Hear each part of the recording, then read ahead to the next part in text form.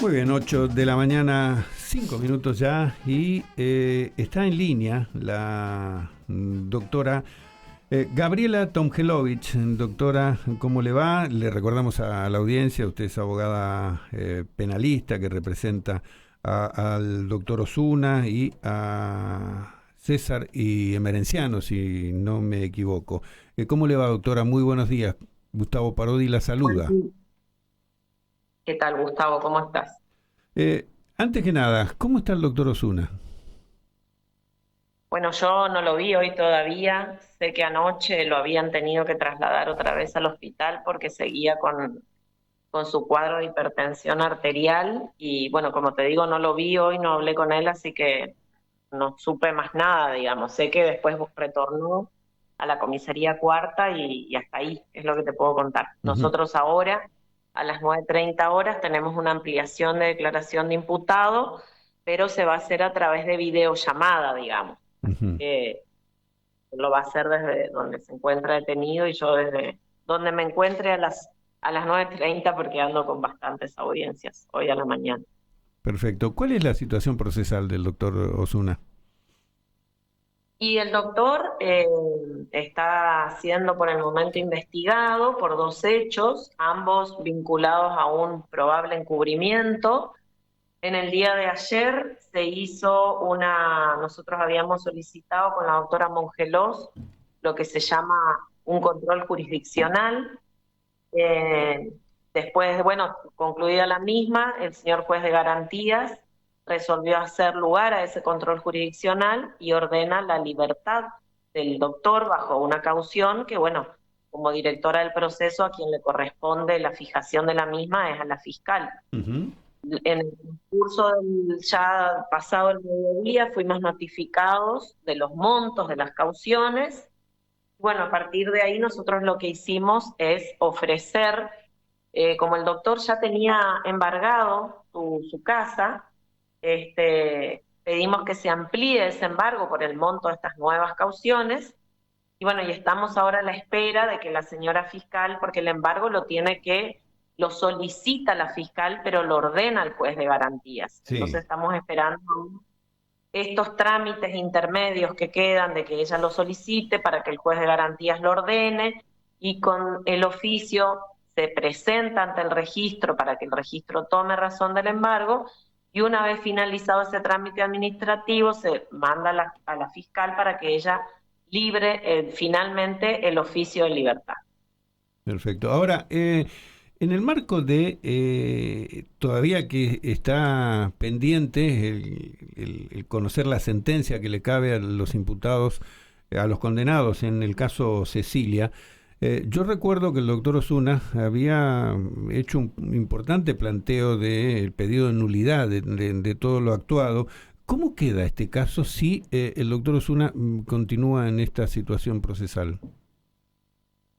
Bueno, primero recordarte que el doctor Osuna lo representa A, en el caso Cecilia a Emerenciano. a el señor y está como codefensora la doctora Olga Mongelós. Ajá, bien. Así, primera cuestión. Con respecto a planteo de nulidad, es una nulidad que hicimos desde la defensa de César Sena, que no es la nulidad de todo lo actuado. Nosotros la nulidad que planteamos está vinculada a la deliberación y al veredicto, puntualmente. Y Ajá. a ese planteo nuestro se adhirieron el resto de los defensores. Con respecto a eso, ¿en qué instancia está? Es decir, la jueza tiene que determinar cuál es el procedimiento que debe seguirse. Claro, justamente como ustedes ya sabrán, porque ya se hizo oficial el anuncio de que la sentencia va a ser dictada en febrero del próximo año. Sí. Y es en esa sentencia en donde la juez va a tener que resolver en primer término este planteo, como también un planteo de inconstitucionalidad que nosotros hicimos también vinculado a esto de la pena perpetua. Y finalmente tendrá que la doctora, bueno, resueltos estos planteos que son de resolución previa, ¿no es cierto? Pero que se hacen en la misma sentencia. No es Ujú. que tiene que dictar sentencias diferentes, impondrá finalmente las penas.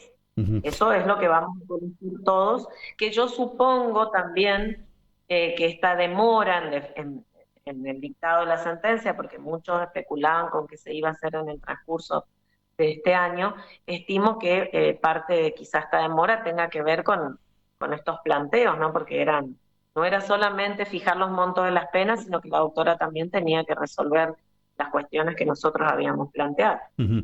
En caso de que la jueza Fernández falle en contra del planteo que hicieron ustedes o que planteó usted, ¿esto va a una instancia superior de apelación?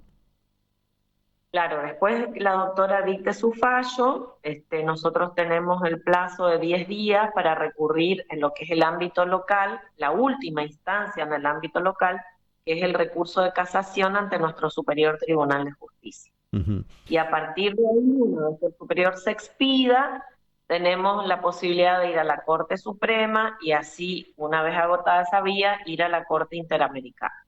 Bien. ¿Nos recuerda, por favor, qué es lo que usted está objetando respecto del fallo? No, no, no, el fallo no lo hemos conocido todavía. No, no, Nosotros objetamos sí, el veredicto. el veredicto, perdón. Nosotros, a ver, sintético y fácil para que se comprenda.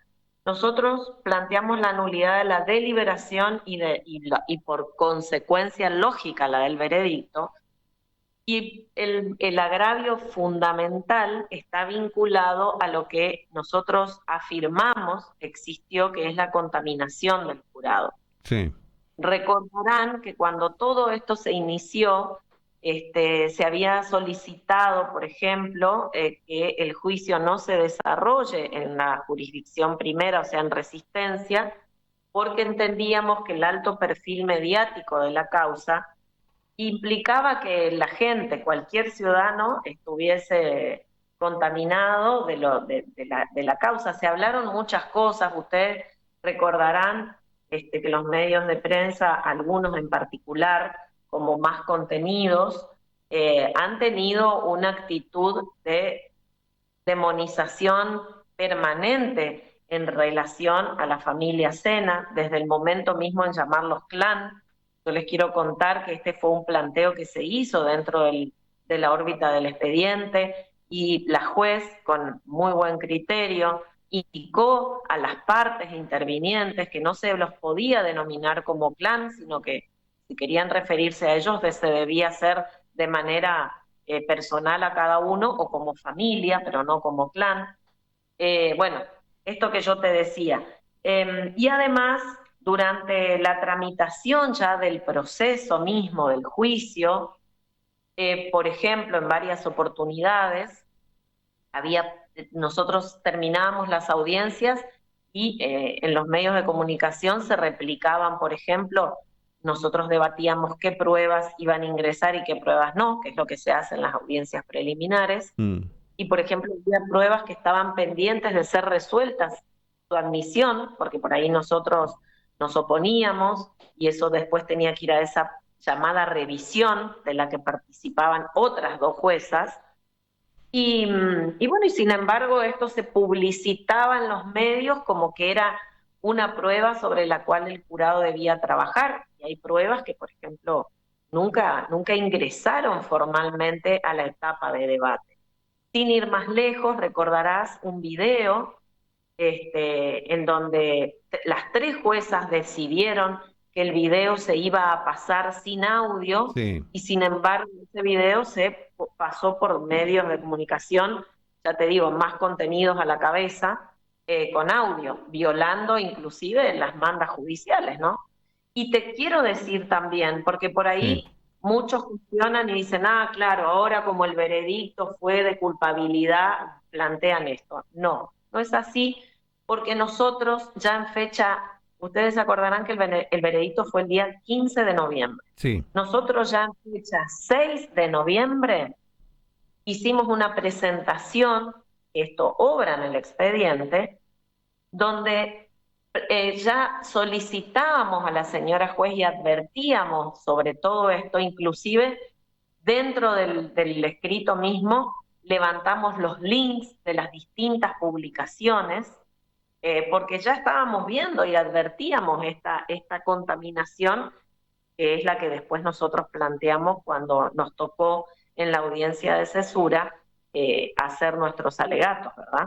Por eso te digo, esto no es algo que a las resultas se nos ocurrió hacer el planteo, es algo que uno ya lo vino advirtiendo desde el inicio y por eso el pedido de hacer el juicio en otra jurisdicción y todas estas cuestiones. Es más, durante las audiencias Sí. preliminares y fuimos haciendo planteos cuando pasaban estas cosas que te cuento, de pruebas que se ventilaban cuando no habían sido admitidas.